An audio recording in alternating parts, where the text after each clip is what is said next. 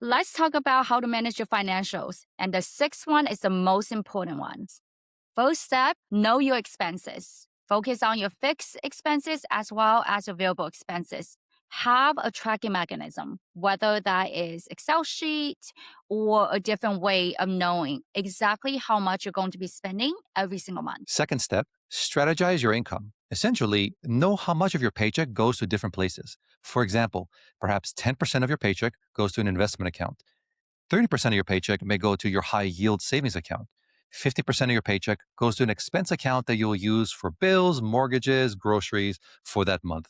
And maybe 10% stays in your account for general fund expenses. That leads to number three.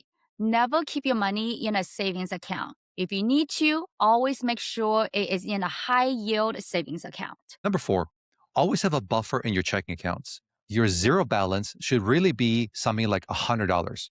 Once your account reaches $100, you don't want to pull money from that account unless it's an emergency. Number five, have the mindset of wanting your money to make money for you. So diversify. That could be a mix of retirement funds to index funds to high yield savings as well as stocks. Follow your own risk tolerance. Number six, perhaps the most important one, stay in your financial lane. Don't compare yourself to others. Don't try to match yourself to others. Everyone is in their own financial lane.